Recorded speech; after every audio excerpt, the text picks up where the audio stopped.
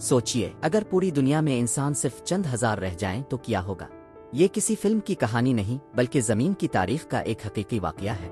आज से तकरीबन 75,000 साल पहले इंडोनेशिया में एक खौफनाक आतिशफिशा फटा। ये धमाका इतना ताकतवर था कि इसे जमीन की तारीख के सबसे बड़े आतिशफिशानी धमाकों में शुमार किया जाता है। चंद घंटों में लाखों टन राख आसमान की बुलंदियों तक पहुंच गई और हजारों किलोमीटर दूर तक फैल गई।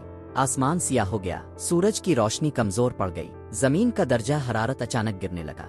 माहिरीन के मुताबिक इस धमाके के बाद कई साल तक दुनिया गैर मामूली डांसिस का शिकार रही। इस कैफियत को आतिशफिशानी सरमाद कहा जाता है। जब सूरज की रोशनी जमीन तक कम पहुंचती है तो फसलें उगना बंद हो जाती हैं, जंगलात सूखने लगते हैं, जानवर मरने लगते हैं और खुराक की शदीद कमी पैदा हो जाती है। सबसे हैरान कुन बात यह है कि साइंसदानों के मुताबिक इस तबाही के बाद पूरी दुनिया में इंसानों की तादाद शायद सिर्फ 3,000 से 10,000 के दरमियान रह गई थी। यानी हमारी नस्ल तकरीबन खत्म होने के करीब पहुंच गई थी।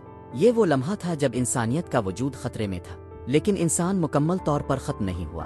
कुछ छोटे गिरोह ऐसे इलाकों में मौजूद थे जहां इस तबाही के असरात निस्बतन कम थे। उन्होंने मुश्किल हालात में जिंदा रहकर आने वाली नस्लों को जन्म दिया। आज जमीन पर मौजूद अरबों इंसान उन्हीं चंद हजार बच जाने वालों की औलाद है। सोचिए, अगर आज ऐसा ही कोई सफर आतिशफिशा फट जाए तो क्या होगा। हवाई सफर बंद हो जाएगा, इंटरनेट और सैटेलाइट निजाम मुतासिर हो जाएंगे, आलमी तिजारत रुक जाएगी, खुराक की सप्लाई खत्म हो सकती है। चंद ही महीनों में दुनिया का निजाम हल कर रह जाएगा। जमीन हमें एक अहम सबक देती है। हमने टेक्नोलॉजी बना ली, खला तक पहुंच गए, मगर फितरत की असल ताकत आज भी हमारे काबू में नहीं। हम तरक्की याफ्ता जरूर हैं, लेकिन जमीन के अंदर मौजूद आग आज भी हमें याद दिला सकती है कि असल ताकत किसके पास है।